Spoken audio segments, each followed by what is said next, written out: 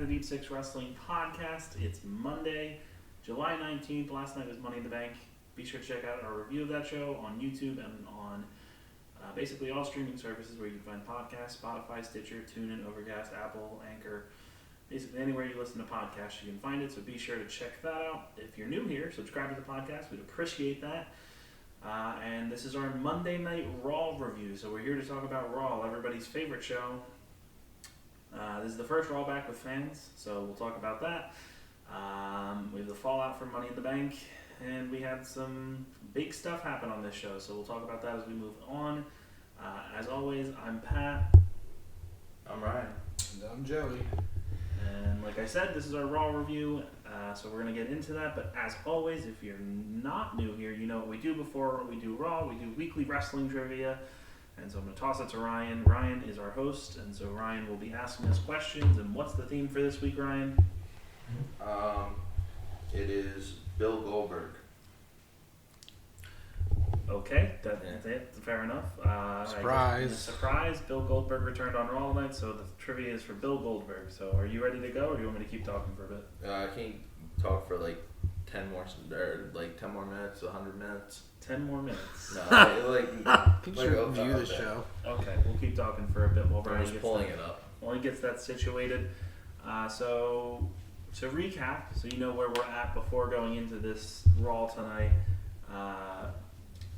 I gave Money in the Bank last night a thumbs up. Ryan gave it a thumbs up. Joey gave it a thumbs in the middle, pointing up. So I'm going to ask you, Joey, we'll have a conversation while we wait for Ryan.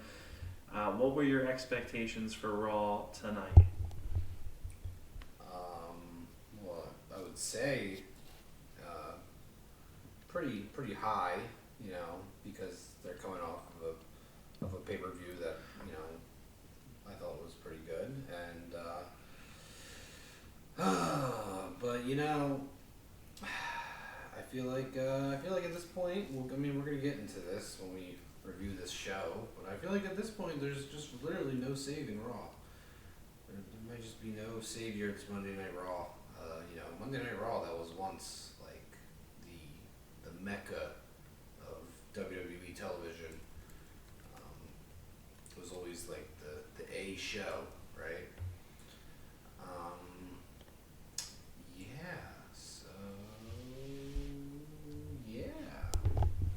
I'm assuming by the fact that Ryan's nodding at me, he's ready to go. So Ryan, I'm going to toss it to you, and you can explain what we're doing tonight. Yeah, so we're just got some good facts, questions about Goldberg, and we're gonna see who knows the most about the man, Bill Goldberg, not to be confused with the man, Becky Lynch. All right, are we ready? All right. Question number 1. Bill Goldberg is an animal lover. He has 3 pet cats named after what comedy trio? Comedy trio? I would assume it's the Three Stooges. It is the Three Stooges. Yeah. What's their names though? Go ahead. Yeah. Yeah. Their names. Larry, That's one. Mo. I know I don't know the third. Curly. Fuck. I don't get Curly. He also has a pet goat. What is the pet goat's name? Billy. No. Billy. Billy Goat. I don't know. I can see him doing that dumb shit. Is there a hint as to what it's about? It is a pun. It's a pun? It's a pun. That doesn't sound like the goat. Is it a pun about a goat? Mm-hmm. So it's not Bill or Bill. Or Billy or Bill. It has nothing to do with Billy Goat. No. What's a pun? What does the goats make? They go bah, right? Is it bah the goat? Or is it horny the goat? Because they have horns, so I don't know. Alright, that's your 3 guesses. Get the fuck out. Dude, I don't care. Fuck his goat. Fuck Bill Goldberg's goat.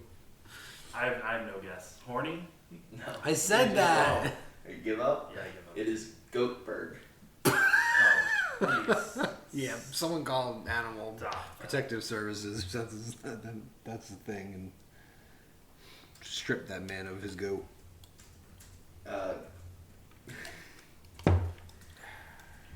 Goldberg used to have a podcast. Did he? Yep. Name the name of the podcast. Demand No. butt dials. Is it I Miss WCW? No. So he used to have a podcast. When did this podcast end? Like, how long ago did he have a podcast?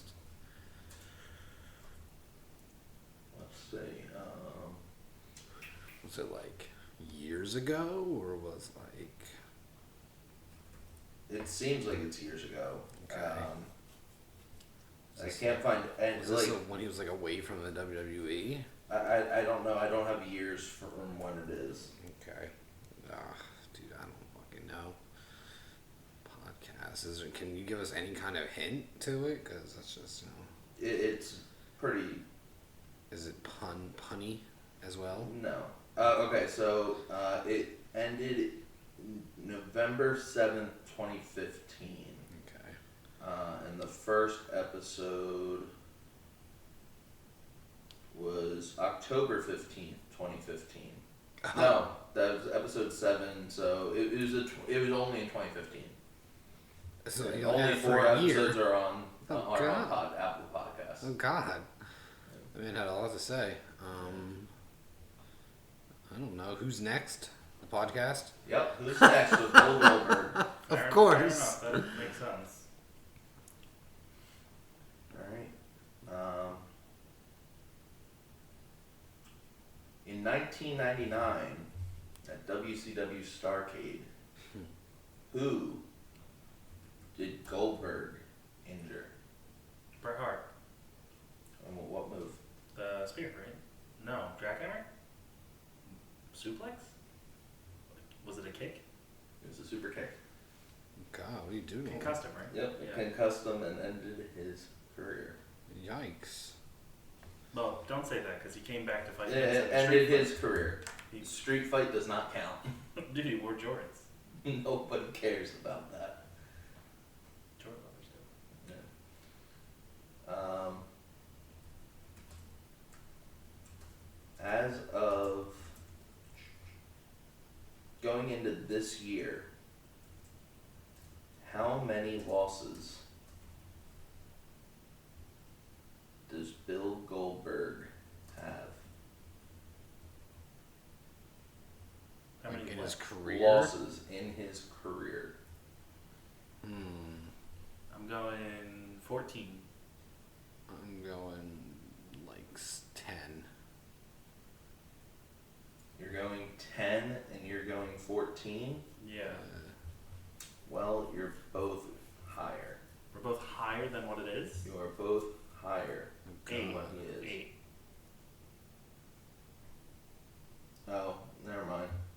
Well, if you're not counting like him as jobber before Bill Goldberg, Mm-hmm. which we're not. We're counting Yeah. half. I don't think anybody would Goldberg. count that. I'm still going 8. Counting this up.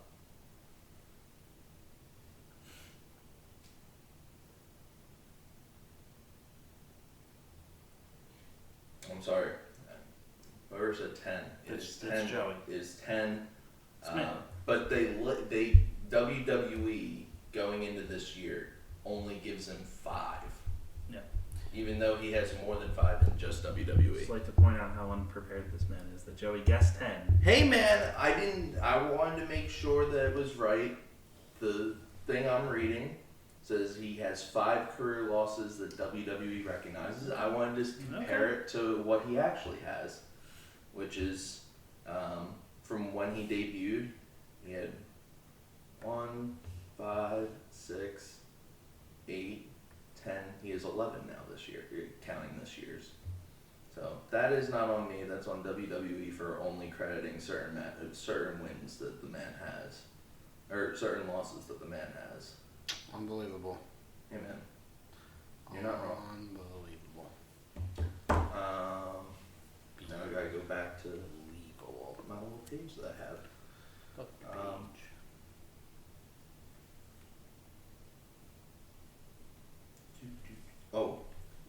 was Bill Goldberg's original name in WCW?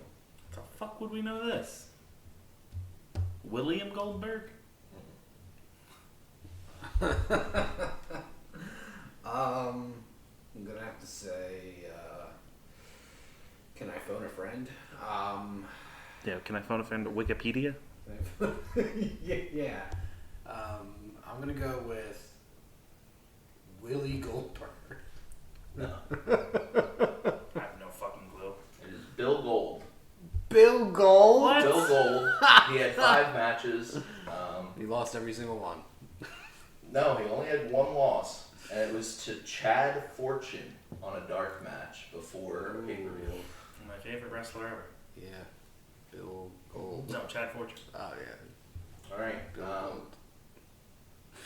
Who are the 2 wrestlers that Goldberg credits for finding him and bringing him to WCW?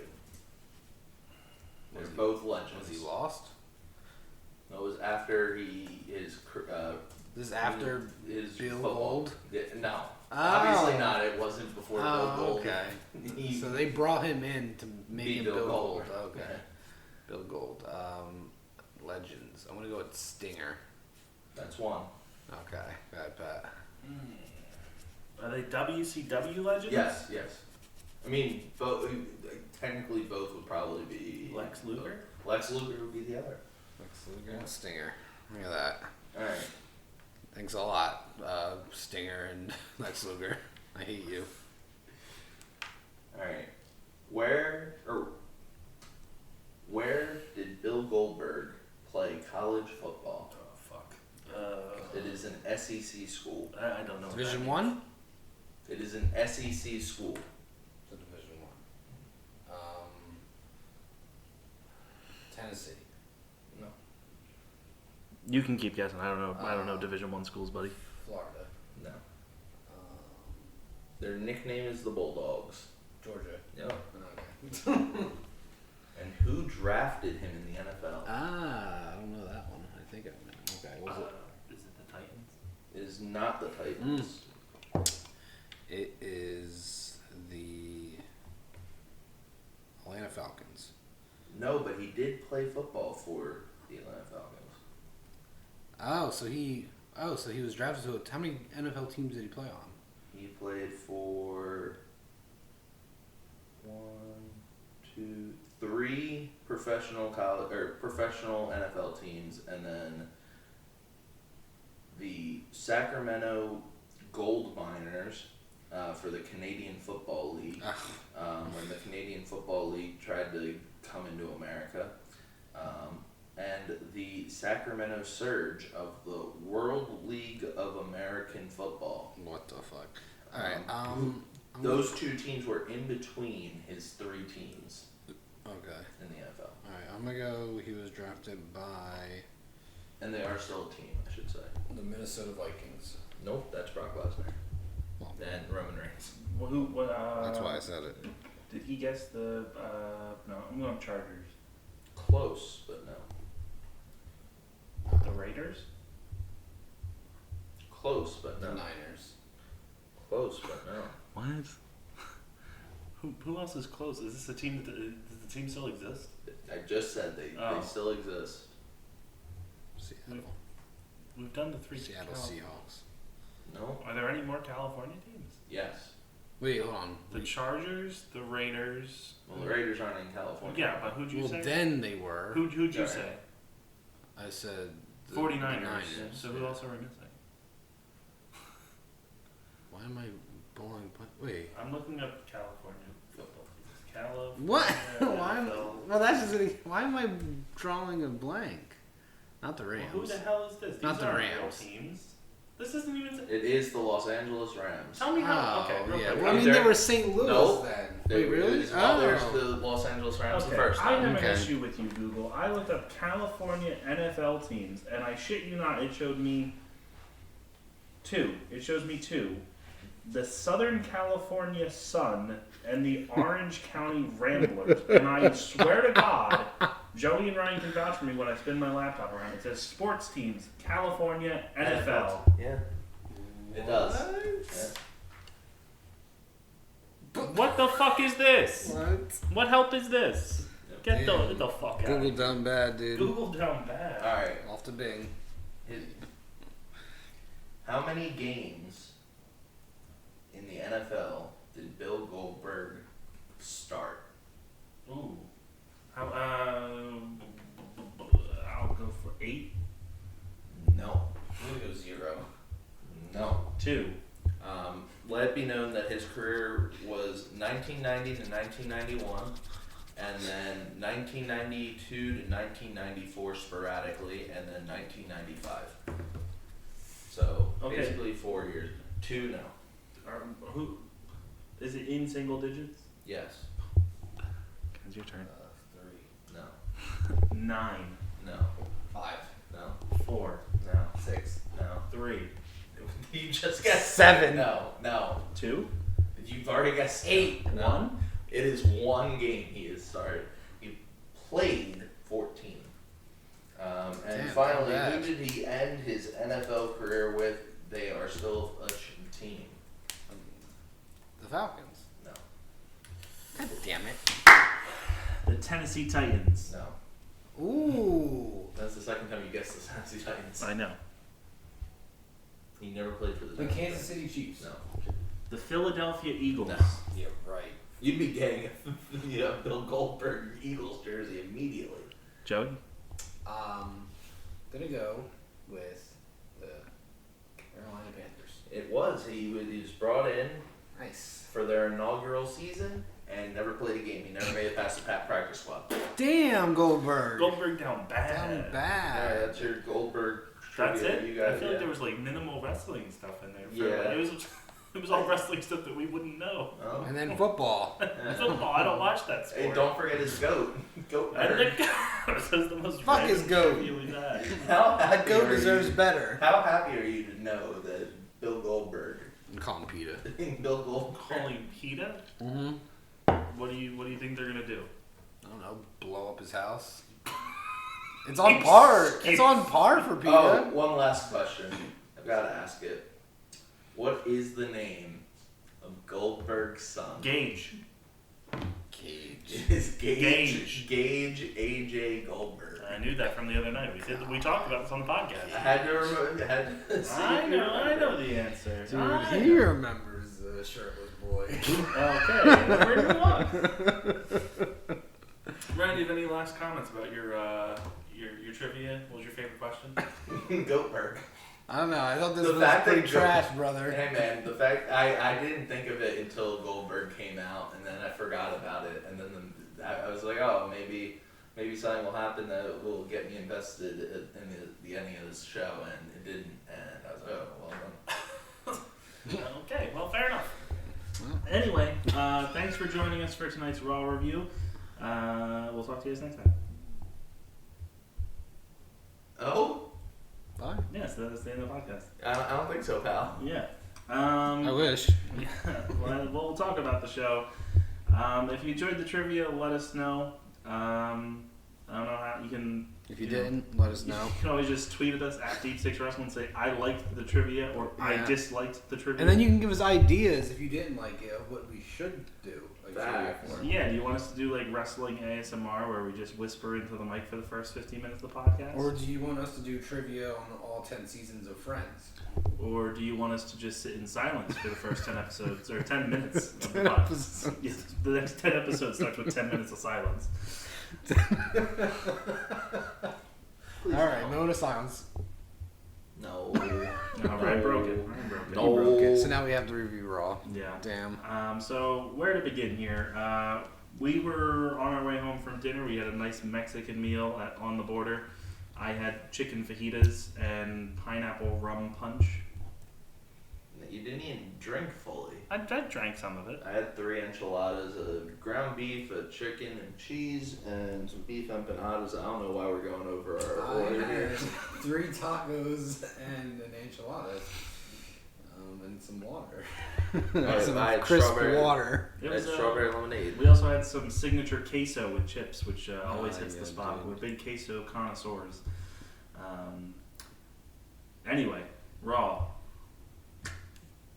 we were watching in the car because we were running late, and John Cena opened the show. He came out, hyped the crowd up as per what you would expect for this.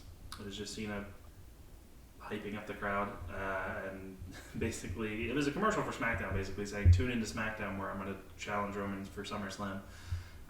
So you get what you get. Riddle came out and him and Cena just started saying bro to each other, and then John Cena left and we went to commercial break. So that was the opening of Raw.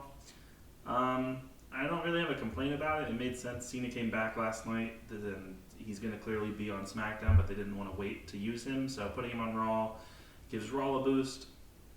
You also got to hang out with Riddle for a bit, so sure, why not? I'm assuming neither of you have anything to say about this opening. No, it gives Riddle a nice rub to be in the ring with the like big guy. Yeah. My thoughts are it gave Raw a boost until it didn't, and we'll talk about that. So, coming up after this, we had a 6-man tag match where it was Riddle and the Viking Raiders against Omos, John Morrison, and AJ Styles. I'd say this is a pretty solid opener Raw. It was fun. The crowd was really into it. Everybody did their part. There was some fun wrestling here.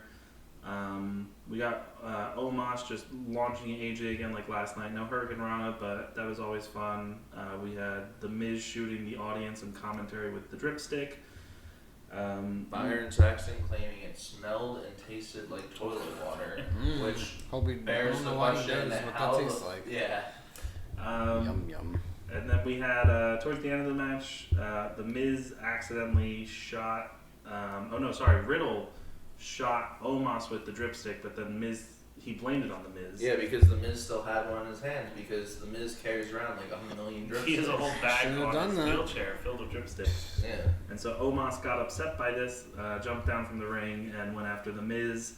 And AJ had to try and stop this, and this left John Morrison in the ring, who got... Well, first Morrison tried to break it up, and then Threw it Omos threw Morrison back. through the ropes, Yeah. which was pretty impressive, because it was a good throw. Yeah. And John Morrison died to the Viking experience from the Viking Raiders, and so yeah, that was that. Again, thought it was a solid opening match to Raw. It was pretty fun. Everybody looked good, and there was some nice interactions between everybody. Yeah, I agree. Yeah, it was a 6-man match. Yeah. After this, we immediately cut to a close-up of Jackson Riker's eyes as you can hear boos starting, and then just Bikes in extremely noise. loud cheers as if the Undertaker just showed up. No Like, way, dude. Unrealistic, They're because you had unbelievable. heard the boos coming down, and then this just starts. And then we got a recap of the strap match, and we got a promo from him where he says basically that Elias isn't gonna be walking away after their match tonight. So yeah, and then we come back from commercial, and Elias is in the ring doing his what does WWE stand for stick, and the crowd chants with him. Jackson Riker interrupts and then comes on out, and again, when he comes out, there's boos, and then immediately just massive cheers while the crowd does not react. So it was very clear in the opening like 5 minutes of this a match that bad they were visual. piping in like cheers for Riker, because anytime he would do something, it was just like the same audio of cheers while you Yeah. could see the crowd not It was just, reacting. And then Elias would get cheers, but then you could see people like clapping for him, and then it was like boos. So very questionable. If they didn't have the piping crowd noise, the opening of this match looked like it would have been silent. Towards the end, they did have the crowd like on their feet getting into it because they were doing some big spots. It was a Symphony of Destruction match. This kind of just came out of nowhere. Yeah, they didn't even like advertise it or anything, and they didn't say it was a Symphony of Destruction match Until they were both out. Yeah. And then Jackson Riker, what did he do here? He suplexed Elias off the top turnbuckle and through 2 tables, and he went for the pin, or didn't go for the pin, and a ref had to like grab or like move him over Elias, which looked real fucking bad. And so Jackson Riker, on the first Raw Back with Fans, gets to get a pin here over Elias. Please kill me. Why is this man a babyface? He is the worst babyface in wrestling, probably. For real. Absolutely awful, and he's just so fucking boring. I agree with that. He's a joke. Yeah, it's not good. I think that the bigger thing is Elias should be worried because he's lost every single match that they've had, and the whole like lead up to this was, we're never gonna hear from you again after tonight. So maybe he gets moved to SmackDown. Maybe he goes to He gets released. Yeah, or he gets released. Or nothing, because I feel like Elias doesn't win feuds. I don't think he's ever really won feuds. But to go 0-6, 0-7 to a guy that no one cares about is not a great look. It's Elias. He's not a big star. He's just. He doesn't. But like wins and losses, while they don't matter in WWE, they matter to some extent because if you're booked over and over to win or to lose and lose and lose and lose, nobody's ever gonna get invested in a feud. Hey, you say that. Jeff Hardy has not won a match in months, and that crowd That is true. exploded tonight. But that's because he's a legend. Elias is a legend in my No. book. Oh my Hey, Okay. Brian, he's El Vagabundo, the You're most not wrong. legendary luchador in NXT history. You're not wrong. Anyway, please just end this feud. Hopefully this is the end and we're done. After this, we saw Mustafa and Mansoor backstage. I don't really know what happened here. So Mansoor was with Sonya and Adam Pearce. Yep. And apparently they were waiting for Mustafa Mustafa. Mustafa Something like that. Ali to show up, and Ali shows up in a nice dapper suit, and him and Sonya exchange pleasantries because of their suit game, because they always do that, and then her and Adam Pearce say that, after Ali and Mansoor, you've asked us to put a tag team match together for you guys to go up against some talent. We're going to do that next week in front of the fans. And Ali says he never asked for this, but if it's just one time, it'll be okay as long as Mansoor stays out of his way and doesn't do anything to screw it up. Okay. Yeah. I genuinely forgot about this segment. I'm just reading it off of the recap here. After this, we had Charlotte come out for her championship coronation here. Crowd was pretty mixed on her. There were some cheers, there were some boos, it was all over the place. But basically, she was here to talk about how she's the only 11-time women's champion in the history of WWE, which we talked about last night, how she was a 14-time women's champion. Yeah, so I found out how you get to 14 because even with the two NXT, Was it the tag title? it is the tag titles that WWE threw in there for when they announced her as a 14-time champion. It just feels so weird. Technically, it's right. Yeah, but it just feels so weird that they're backtracking off of it now. I feel like they don't really ever do that. Yeah, especially to go from the night after, from like putting it on stuff last night, Yeah. being like a new 14-time champion, to now we're just 11th. going to acknowledge 11, not NXT, not the tag title, which I don't know if that means we're going to slowly get rid of the tag title as even relevant. Wouldn't be opposed to that, especially after like we've gone over our hatred for the women's tag division. And maybe this is just like a sign of like we're trying to distance ourselves from even being on par with NXT again, because like we've had these like stop-start moments of like NXT being, we want to make it the third brand, we want to put it on equal footing with SmackDown and Raw, and then you have like them being like not part of Survivor Series this year, with the one of the reasons that was being reported was they don't want them to be considered a third brand since they were going head to head with AEW and losing most weeks.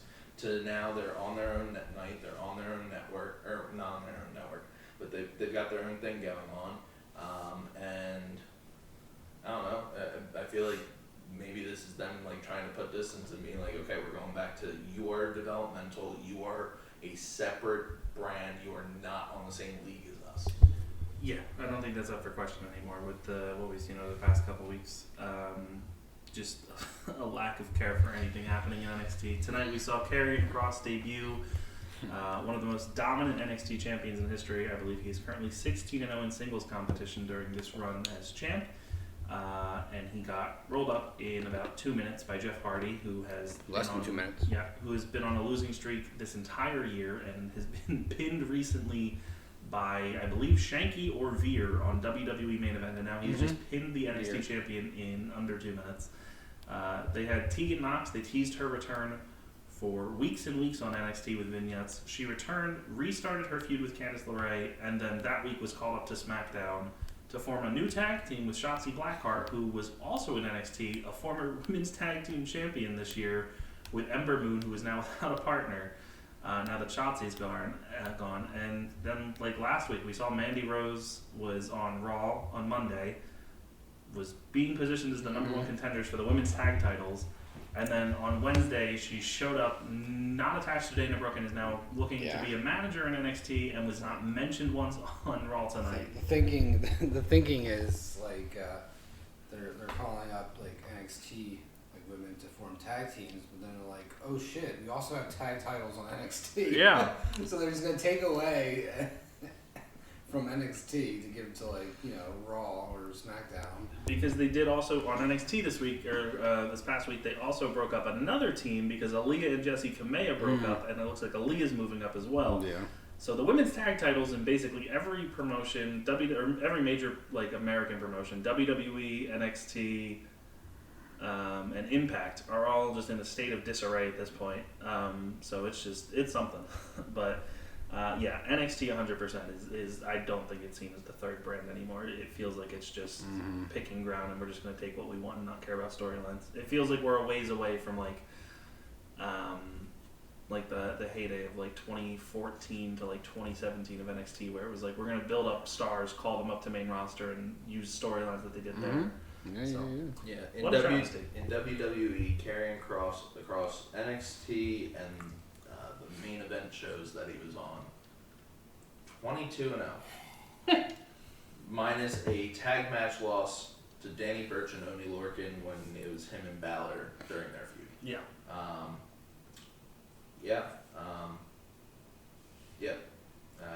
It's just weird. Yeah. Well, again, we'll talk about that when we get to that. But anywho, so Charlotte's out here. Rhea comes out, and basically she wants another shot.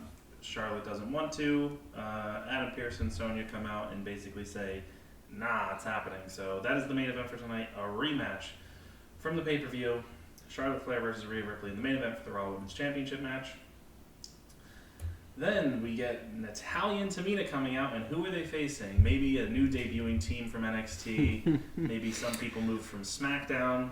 But no, it's fucking Nia Jax and Shayna Baszler for another rematch. With Reggie. With Reggie.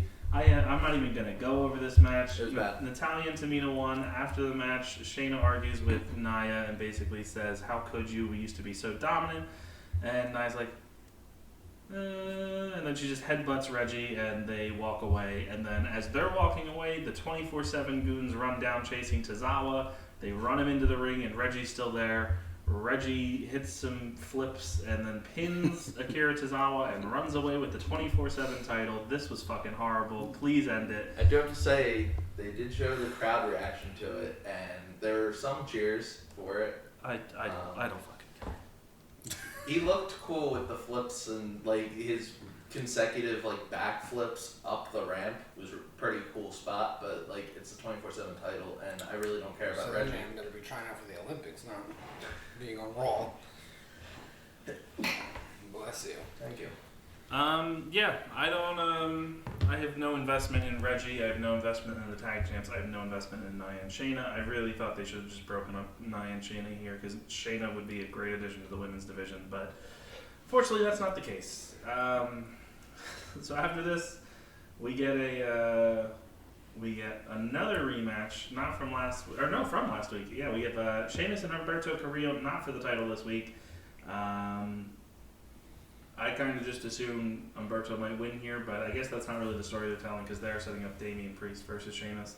I think Humberto lost. He got killed by a bro kick. Yeah.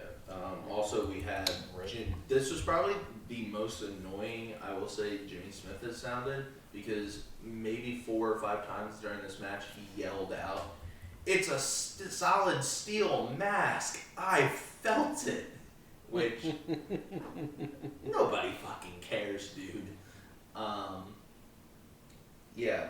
Also, we got a random Byron Saxton claiming that Sheamus's face is probably still injured, even though he's the heel, and then Maybe just give him the benefit of the doubt. but then changed it to when Corey said, "Oh, well, his face is still shattered in places," and he's like, "Oh, well, Devin Booker at least got rid of his mask," and he's like, "Well, Devin Booker wasn't injured anymore," which I fucking hate the Raw commentary team, and I want to take this time to say, when Michael Cole was on Pat McAfee's show today and said that Pat McAfee has revitalized his career and helped make going to work a better place for him, like where he's happy to go to work. No fucking shit when you had to listen to Byron Saxton and Corey Graves the last few years. Yeah, and I will say that we don't really watch SmackDown, but having watched the pay-per-view last night for Money in the Bank, anytime Cole and McAfee were on commentary, it was really refreshing because they don't really have like a heel and face dynamic. Like Pat is more of like the heel guy, but he's not like a heel commentator. It just sounds like two people watching wrestling and commentating on it. It feels like what you would get at like a regular sports event. Like you don't have fucking Chris Webber just like, oh man, I'm so glad that guy got fucking injured. Oh, fuck that guy, baby. Right. It's fucking. It's just I would much rather prefer. Can you imagine they did that? Yeah. You know who does do that though? Who does say random outlandish things on sports comedy? Bill Hall. Okay, but again, he's not telling people to shoot from 3/4 of the court Okay, with 8 minutes That's left. that's not a heel commentator. It's random. Again, that's something I appreciate about AEW. They don't have the heel commentator thing. They have Taz, who's a heel commentator. But he's not on it all He's the not time. on. He's on like he'll show up on like Dark or. Well, he Also, does. even, Dark. but even when he's on commentary, He still he occasionally gives, roots for the he gives faces. credit to To the the other faces, people. yeah. He cheers for the heels, but he like talks about how good the faces are and stuff. He puts them over. It's like it's abysmal. Hearing Corey and Byron literally Screaming like an old man. I don't like Impact's commentary team. They are by far miles ahead of Byron and Corey together. They are two. Byron on his own is probably fine. It's when you put him and Corey together. Well, I don't Byron like Corey. is fine because like when I'll always get back to the Beast in the East thing where Oh, it's him and Cole. it was just him and Cole. They weren't there live, obviously. They're in a studio, but they didn't have somebody in their ear most likely telling them exactly what to say, what you need to do. You didn't have him trying to bicker with Corey or him bickering with Michael. It was just them calling the action, and it was perfectly fine. It's the same thing with like when Cole did the. Well, to be fair, Cole's a good commentator. Right, but like when he was with those two, Yeah. it dragged No, everybody it's because down. Corey and Byron should not be put on commentary together. Yeah. Anyway, after this, we head to the ring for Bobby Lashley's Open Challenge. He comes on out with MVP. MVP cuts a whole promo about how Kofi was. He was worried about Kofi, saying that Kofi basically made Bobby lose his edge, and now Bobby has it back after last night, after the absolute mauling that Kofi received. Lashley gets on the mic and says, "Who's going to accept the Open Challenge?" And shockingly, it's Keith Lee. I don't think anybody expected Keith Lee to make the return here. Yeah, I hadn't heard his Music, I didn't know. music in a while at all because I'm just used to his NXT theme. Right. And I was like, "Who the fuck is this?" And Pat was like, "Oh, it's Keith Lee." And I was like, I just figured from the green. "Yeah, that's fair." And And it wasn't Bill Goldberg. Yeah, anywho, so Keith comes out here to a pretty good reaction from the crowd. And I think everybody was just happy to see the guy because nobody knew where he was. And then we got the match, and it was about 5 minutes. Keith got more offense than Kofi did last night, but for the most part, this was still just like a beatdown from Lashley. He won with the spear. It's cool to see Keith Lee back. I don't really know where he fits in on Raw right now because I don't think he's going to be in the main event scene after he just got beat by Lashley in 5 minutes clean. So that's a shame. So I was very hyped for Keith Lee to be back, and then I lost all my hype as soon as he lost, and then I lost my hype even further. He shouldn't even have been in that position unless he was going to win. No, absolutely. There's other guys in the back that he could have just. Again, I think it should have been Xavier Woods to come out to try and avenge Kofi. Someone that just has no credibility or whatever, and whatever. And so following the match, Bobby's celebrating, and then we hear the music. Goldberg makes his return once again to WWE television. The crowd goes apeshit for the guy because, of course, they do. He gets in the ring and screams, the loudest I've ever heard him scream into the mic, saying that he's next. And so Goldberg versus Bobby Lashley seems to be the match for SummerSlam. Joey, what are your thoughts? I hate all of this because there's, dude, my God, why do they just keep on doing this? Like, it's not like maybe to like the casual fan, like oh, Goldberg, like we love Goldberg, but Ryan was right. These people keep on cheering Goldberg. They're gonna keep on bringing him back, and this just is what it is. And unfortunately, it looks like Lashley is gonna be fodder on the receiving end of being either squashed or I can't see like you said, Goldberg doesn't wrestle long matches, so I don't think it's gonna be a good match. No, I don't think either. So I really feel bad for Lashley because he's been so dominant as WWE champion. We finally got to see him become one, and it's not good news for him, honestly. It's not good news for him at all. Ryan? I just think it's bizarre that they've just reestablished him as this dominant force, and if he does lose, this is why I'm thinking he's not going to lose, and I'm going to continue to tell myself that. I hope so. Is because, as I pointed out in our group, apparently he only has 2 matches per year. That is written into the contract. Yeah, they could adjust it. They could adjust it, or they could pay him like per appearance. But he's clearly already if it's just 2 matches. No, tonight was a paid for appearance. Then that would mean, and all the appearances. No, I'm just saying that like they could pay him for extra matches. I just don't think he would want that. I mean, because he can't go. No, but if they give him money, it's very clear he comes back. Thinks he can go. I don't think that's the issue. I don't know. If he knew he couldn't go, he would stop coming. But like, again, my thinking is, you just reestablish Bobby as the Dominator again. It's not just Bobby Lashley. It's back to the Dominator. I am dominating the competition. I just beat up Kofi, where he got maybe 1 or 2 kicks in. I don't think he got maybe. offense. I said maybe. Yeah, okay. Now I beat Keith, who got a little bit of offense in on me. If you just go to Goldberg at SummerSlam and he beats you in 2 minutes and 30 seconds or 3 minutes, that just ruins the storytelling that you were doing just for Goldberg. And again, as I pointed out, I think we could kind of write off tonight's. If there's a boost in ratings, we can kind of write it off and be like, okay, well, it's the first one with fans, and it was right after Money in the Bank, and we knew Cena was going to be there already. Mm-hmm. If Goldberg keeps on getting announced for more shows in the lead up to SummerSlam, and you keep seeing the number of viewers rising or declining, that is where you would see, that's where WWE would actually start to care. Because the crowds are going to continue to cheer him, clearly. And even if they don't, they can just make it sound like they are. Because they have zero issue controlling what the at-home audience hears. yeah, They've always been like that. So the issue with this is, for example, the reason why I don't think they really care about where their ratings are at in a way, because if you look at it, how bad Raw was doing during the latter half of the pandemic, and it was just steady, but they continued to have the Thunderdome in. They could have easily got fans. They're in Florida. There's literally no restrictions.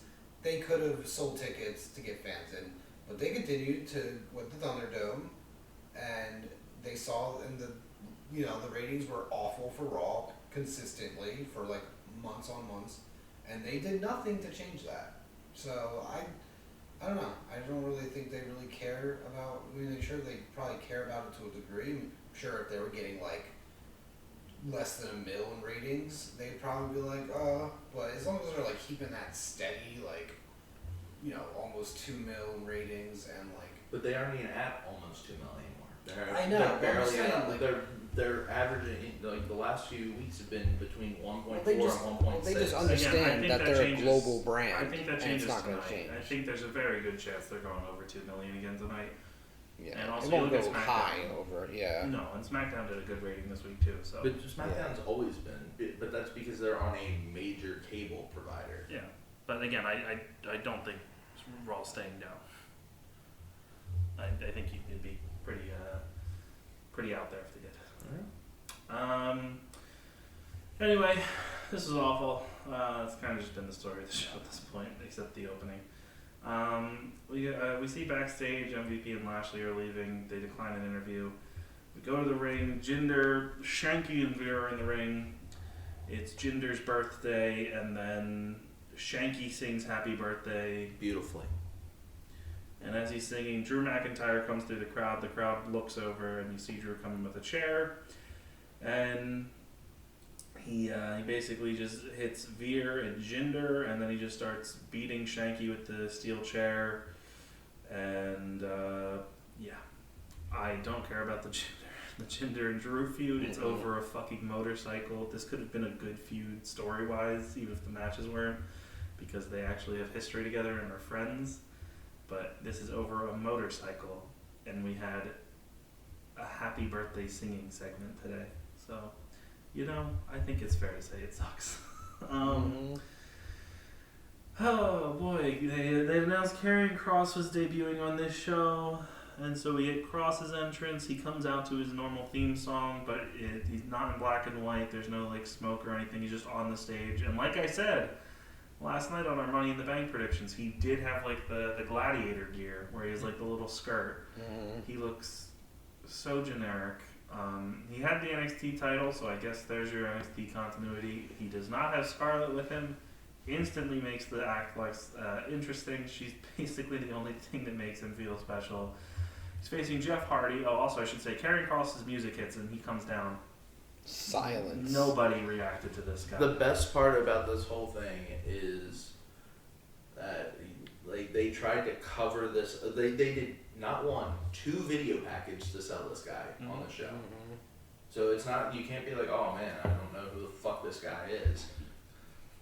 Secondly, any other time that they've ever had a heel, and you can say oh well, he's a heel, they're not supposed to jump.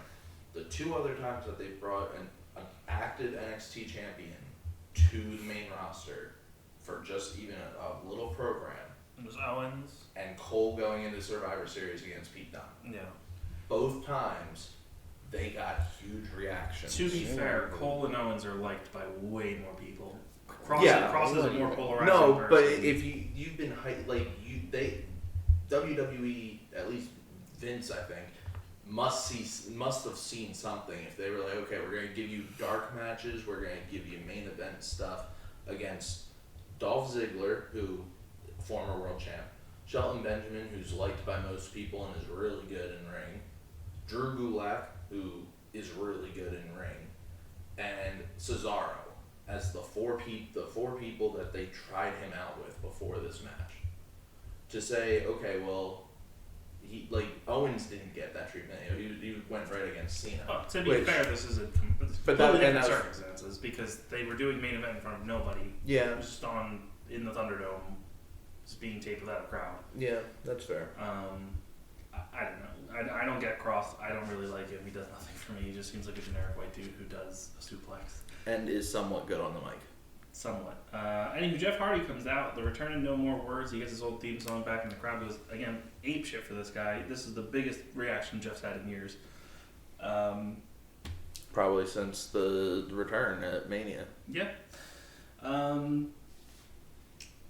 Kross pretty much dominates this. Again, this is less than 2 minutes, as Joey said. Yeah. Kross dominates for this, and then Jeff knocks him down. He goes for the Swanton. Kross gets out of the way. And see, that's where I thought that Hardy was done for. Yeah, I thought Kross lined up for the little whatever, the kind of hidden blade that he does. Yeah, it's shitty. Yeah. And then Jeff Hardy rolled him up, and Jeff Hardy pins the NXT champion, a man who is 22-0 outside of a tag match. What a fucking He's way no to longer debut. undefeated. What a fucking way to debut. Now He is undefeated in singles competition for 392 days. until today. Yeah. Also, Damn. Crazy. I just was like the weird, like Jeff got a twist of fate in, and the roll up. That is the only the offense he got. He went for a swan bomb. Yeah. That's it. And he won with the roll up and feet on the ropes, and the crowd ate every fucking bit up. And then when Cross gets on the mic, nobody fucking cared anymore. Yeah, to be fair, while this is a horrible debut for Cross, clearly they're setting up a program with him and Jeff Hardy, and I would assume Jeff Hardy's going to lose this, but it's still just absolutely hilarious to Yeah, me. they're gonna wrestle for months on Raw. Yeah, this was genuinely like funny stuff. Like when Jeff got pinned, me, Joey, and Ryan all audibly started laughing very loudly. This was genuinely funny to us. Yeah, it was. Yeah, NXT built this man up. He is a two-time NXT champion. Mm-hmm. Not once, two-time NXT champion. 392 days, undefeated in singles competition.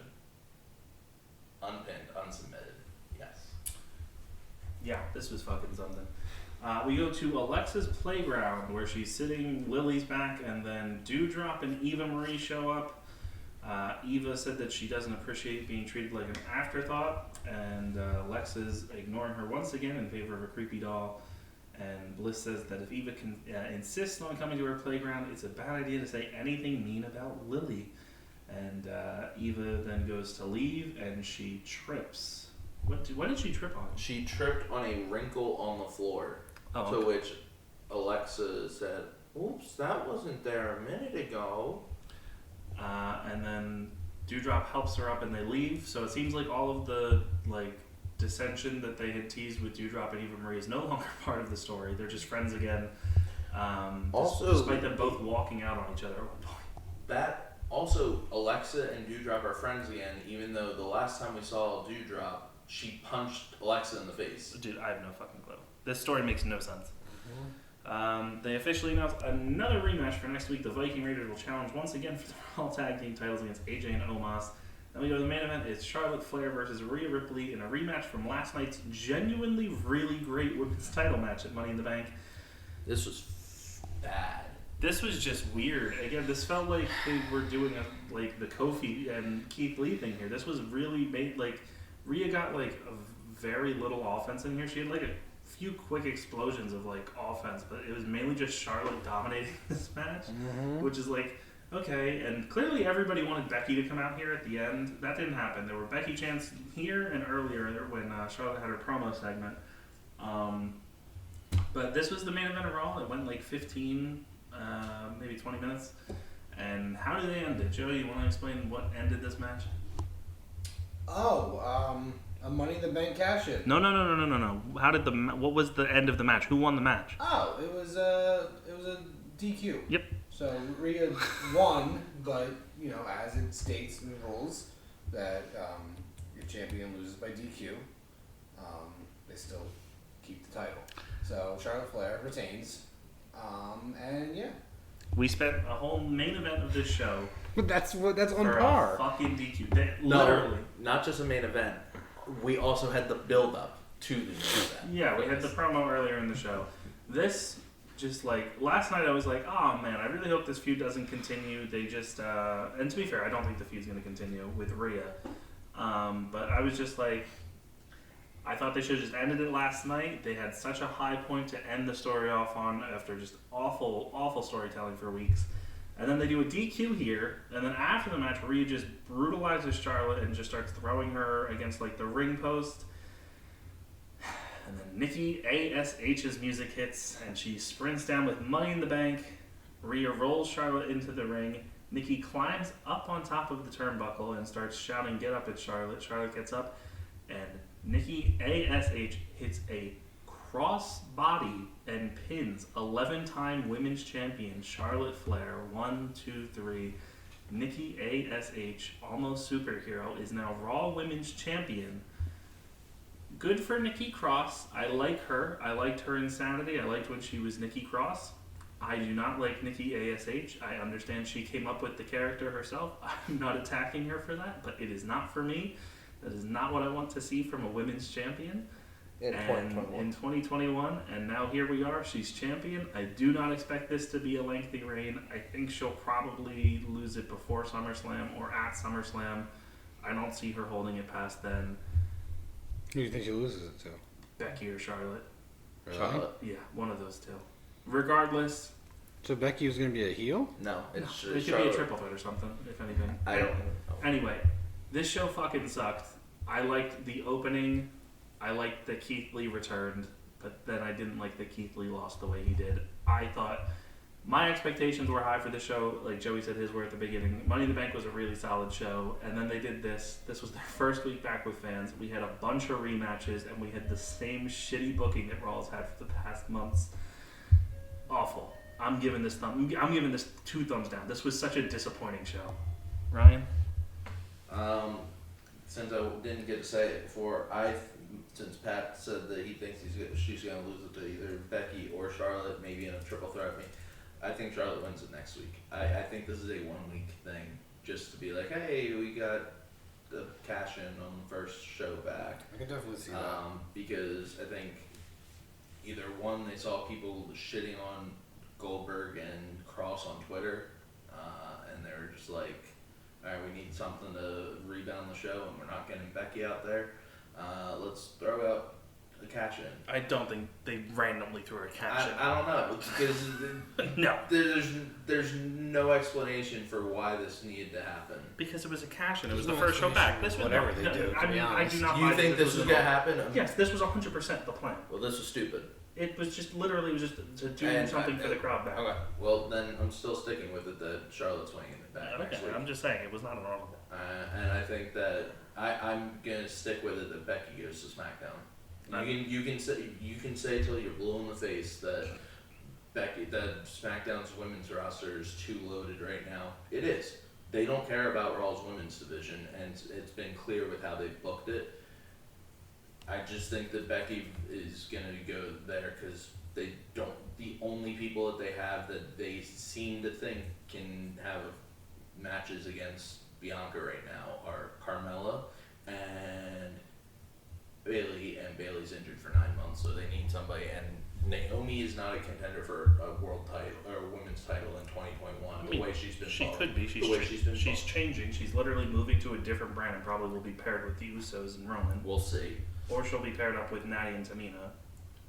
We'll see. Again, I don't think. Wait and see. I don't count Naomi out just because she's not on Raw. Tony just had probably the weirdest few months of booking in NXT. Again, you can say, well, it's NXT. NXT doesn't matter. But she has no momentum coming onto the Raw. I mean, clearly they have big plans for her. They've aired 2 vignettes for her, hyping her up for 2 weeks. And now she's going to debut on Friday. Well, the original one said this Friday she was coming, and they didn't do it. They moved it to this Friday, so... She's going to debut on Friday. I didn't see the first one, so I can't comment if that's the truth or not. Joey? Oh, 2 thumbs down. I wish I had more thumbs to point down. Yeah, definitely 2 thumbs down. Honestly, this show had so much potential, with surprises. It could have, the anticipation of surprises and Cena starting the show. And then it just felt like the same old bullshit, that we got in the Thunderdome. Literally, the crowd didn't make a difference here. And I think that's just going to be the issue going forward for Monday Night Raw. Can't really rely on the crowd to fix this issue that's at hand for, Raw right now. And it's going to be very telling in the next couple of months. And I feel like they really have to, really do better for SummerSlam if they, want to have some kind of momentum going into one of their biggest pay-per-views of the year.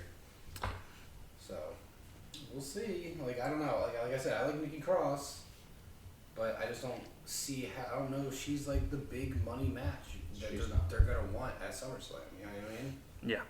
Yeah, I feel like the big money match would want to be Charlotte versus Becky 100%. or something like that. So like, yeah, I don't know. This was one of the worst Raws I've seen, probably because of the anticipation of It wasn't the potential. It wasn't even just like for the Raws we've watched. Like in terms of quality, this probably wasn't the worst. I think it was just that we were expecting a lot, right? And it's not even that we were expecting less. That they should have done better after they had such a good show last night, and then to just give us a regular Raw. Mm-hmm. Not even a regular Raw. It was like they loaded some stuff up, but it was just all disappointing in how it was done. Like Goldberg coming back and entering a world title picture, Keith Lee making his big return and just getting sacrificed, Nikki cashing in after a day, and getting zero time to celebrate on TV. Like she got off very the little rushed barricade and then went her off. fading off. So yeah, I don't have any real good things to say about the show. John Cena and Riddle's interaction in the beginning was nice, and the 6-man opener was good. That's where my praises for this show end. I'll continue to question why the women don't know how to hold the Money in the Bank for more than a day. Again, this goes to Carmella is the only person who held it for more than one day. Yeah, I don't understand. How the fuck does that happen? Imagine if Money in the Bank for the men, you had Edge hold it for a while, and then the next 4 people to hold it either cashed in the day of or got it a title given to them the next day or cashed in the next day. I don't think the momentum of Money in the Bank would be what it is today. The Money in the Bank, like in the past, like was great. Like it was pretty great. Like in the past when it first came out, like you know, Punk held it twice, right? He held it for a while both times. You know, Edge held it a while. And both times he had it. And then Rollins held it for a while. Had like one of the best cash-ins like of all time probably. Yeah, 100%. But then after like all that just went downhill, we had like fucking Baron Corbin holding it, who deserves his opportunity. Corbin deserves so much better because he tweeted something or whatever. Or they had a doctor come in to talk about how concussions are not as dangerous as they are. Yeah. He said, "Well, yes, they are, because I've been part of the NFL, and I'm part of the NFL lawsuit against the NFL, and so they punished him because he never told them that he was a part of a lawsuit or a class action lawsuit about concussions." And then who was after Corbin? Dude, see, I can't even remember. Yeah, that's just how like. Who was it? Lesnar won it. Strowman, who cashed in failed. Another failed cash. Cash in failed, but it was a weird cash in. It was one like where he demanded a match ahead of time. And lost the match. Was it in the steel cage match? Oh, it was no contest. There was no contest. That was the Hell in a Cell, which Lesnar broke up, and they ruled it a no contest. Oh yeah. That's so dumb. Then Lesnar had it.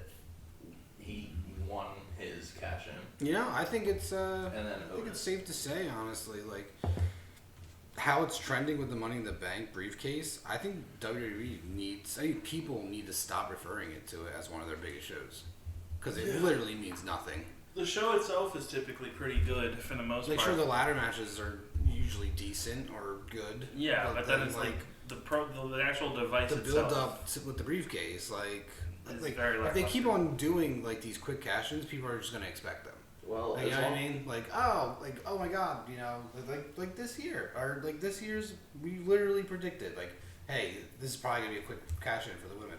Yeah. And then look what happened. And again, I still think it just ruins the build-up and surprise. I think Big E cashes in at SummerSlam as well. So I think we're gonna be without another. Dude. I mean, at least it would be a month, and it would be like something that people want. But at the same time, I'd be fine. Big E go and beat Cena or Roman? No, or I think he beats Goldberg. Goldberg. Yeah, 100%. He cashes in on Goldberg. Oh. Big E's openly said he wants a match with Goldberg. And I'd be okay with that. Just get the title away from Goldberg. And again, my only issue with Big E cashing in this early is that them we're without both briefcases again. Yeah, but that's just what we're in now. But so.